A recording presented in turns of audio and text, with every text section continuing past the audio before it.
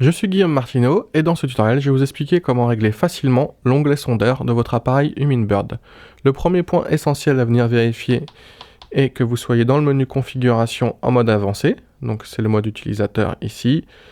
Une fois cela réglé, on va repasser sur l'onglet sonar pour aborder le premier point qui est la sélection du faisceau. Donc sélection du faisceau, c'est ce qui va être essentiel pour vous. 200 kHz, on va avoir un faisceau étroit avec une détection précise. Le faisceau 83 kHz, on va avoir une détection large permettant d'afficher les poissons.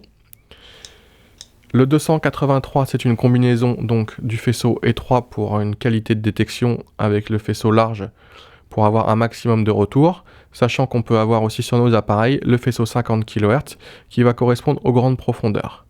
Personnellement, pour moi, j'utilise le 200 kHz en permanence afin de ne pas avoir de retour au niveau du bruit du moteur et avoir une détection aussi précise que possible sur mon leurre lorsque je pêche en vertical.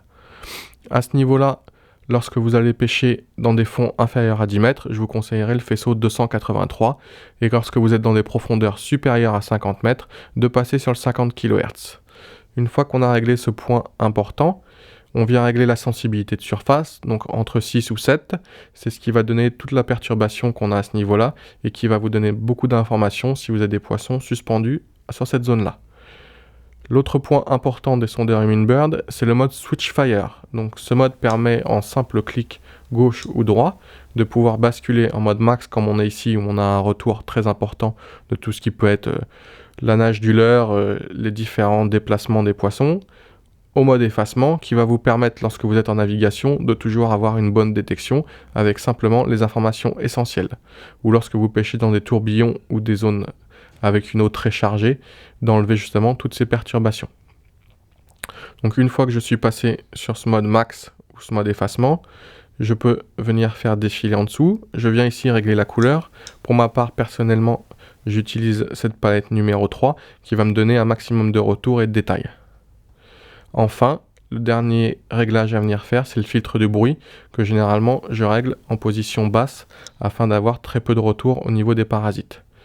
Et le type d'eau, donc soit eau douce, salé peu profond jusqu'à 10 mètres en mer, et salé profond 10 mètres et au-delà. Une fois qu'on a fait tous ces réglages dans cet onglet sonar, il reste un dernier petit onglet en fait à régler, qui est l'onglet rapide des appareils Humminbird. Il suffit d'appuyer une seule fois sur la touche menu, et là je vais avoir la sensibilité, mes différentes échelles et ma vitesse de défilement. Alors, la vitesse de défilement, je conseille de la régler entre 6 ou 7, pour avoir une image rafraîchie régulièrement, mais pas trop, ce qui permet d'avoir quand même certains détails. Et la sensibilité, où moi je viens l'afficher en permanence, ce qui va me permettre de jouer lorsque je suis en navigation ou en pêche sur l'appareil. Vous pouvez laisser l'onglet affiché comme ça, et ainsi tirer le meilleur parti de votre combiné Humminbird. Je vous remercie de m'avoir écouté dans ce tuto, et à très bientôt pour découvrir de nouvelles options.